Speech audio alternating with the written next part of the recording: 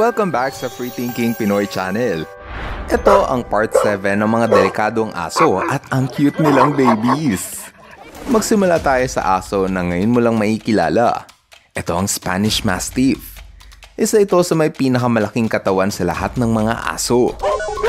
Tumitimbang kasi ito ng 50 hanggang 70 kilo. Wow, halos kasing bigat ko na yun ah. Pinaniniwalaang nagmula ang mga Spanish Mastiff sa lahi ng aso na inutusan para magbantay ng mga alagang hayop. Sila kasi ay mga guard dog. Ibig sabihin, trabaho nila ang magbantay ng mga alagang hayop gaya ng kambing at tupa. Kapag may mga wolf na lumapit, trabaho ng aso na ito na itaboy palayo ang wolf. Sa laki ba naman ng aso na ito, siguradong matatakot lumapit maski ang leon. Pero kung makita mo ang tuta nito, siguradong manggigigil ka sa mga babies ng Spanish Mastiff. Ang cute no? Mukha silang anghel na kumakahol.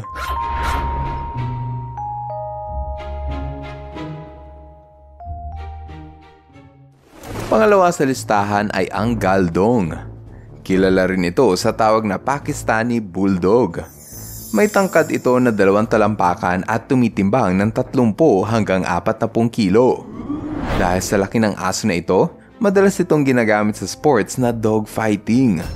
Kung ako sa inyo guys, huwag niyong susuportahan ang dog fighting dahil kawawa yung mga aso na nasasaktan. Kasali ang Galdong sa ating listahan dahil ang aso na ito ay kilalang agresibo. Lumalabas ang bagsik ng aso na ito sa tuwing merong manggugulo sa kanyang pamilya. Kaya nga madalas itong inaalagaan ng ibang tao para gawin tigapagbantay ng kanilang tahanan. Kahit mukha silang nakakatakot, siguradong kapag nakita mo ang tuta nito. Hindi nakapagtataka kung bakit ang ibang tao ay napapaalaga ng aso na ito dahil sobrang cute ng tuta at parang ang sarap alagaan. Next ay ang Maremano Abruzzese Sheepdog. Ito ang lahi ng aso na nagmula pa sa bansang Italia. Tinawag itong sheepdog dahil trabaho din ito ang bantayan ng farm ng mga tupa. Matapang kasi itong aso at hindi ito matatakot na humarap sa anumang kalaban, maski yan pa ay oso. Ilang beses na nga itong nakunan sa video na nakikipag-away sa grizzly bear. Kasali sila sa ating listahan dahil ang aso na ito ay hindi mo basta-bastang pwedeng lapitan. Kapag nagalit ito sa'yo at hindi ka nito kilala, siguradong sasakmalin ka nito.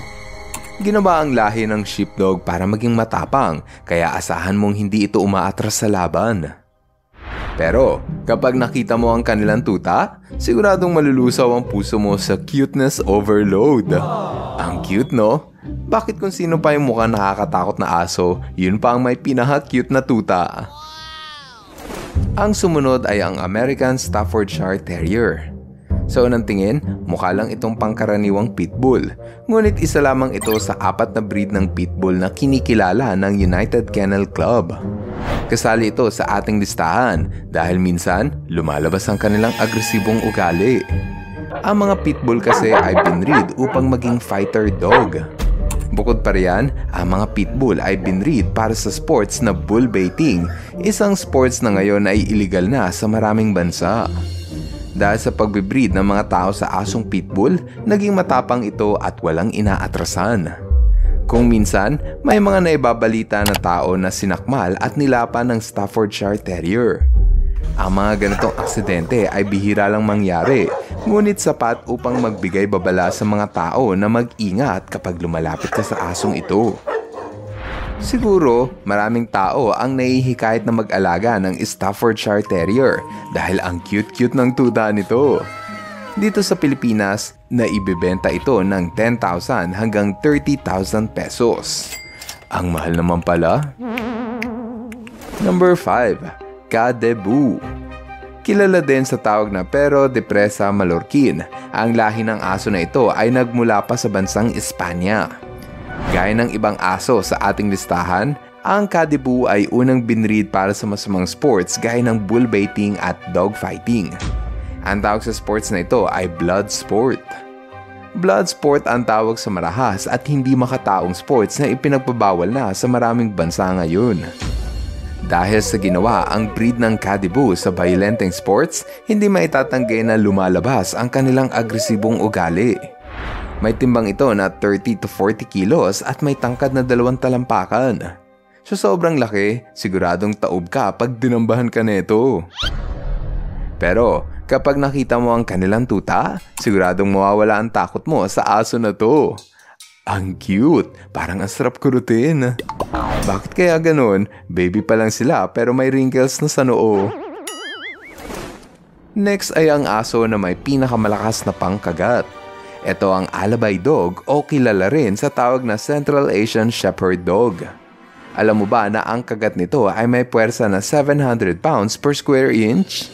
Ibig sabihin, mas malakas pa ang kagat nito kaysa sa kayang gawin ng leon. Isa nga ito sa may pinakamalakas na bite force, kahanay ng Kangal at American Bandog. Dahil sa bangis ng aso na ito, madalas itong ginagamit ng mga farmer para itaboy ang mga wolf na umaatake sa kanilang farm. Napakasiga ng aso na ito at hindi ito mag-aalinlangang umatake sa anumang aso. Ang mga Alabay Dog ay hindi recommended na alagaan kasama ng mga bata dahil sa pabago-bagong mood at likas na mainitin ang ulo. Pero kung makita mo lang sana ang kanilang mga tuta, siguradong mapapalitan ng saya ang takot mo sa aso na to. Madalas sa mga tuta na ito ay inaalagaan ng mga farmer para sanayin upang labanan ng mga wolf at magnanakaw na manghihimasok sa farm. Ang last ay ang Transmontano Mastiff. Huli man sila sa listahan, hindi naman ito magpapadaig. Ito kasi ang pinakamalaking aso sa ating listahan. May tangkad ito na 33 inches, halos 3 talampakan ng taas. Kapag binuhat mo ito, mararamdaman mo ang bigat na 75 kilos. Matalino itong aso at madaling nakakasunod sa utos ng kanilang amo.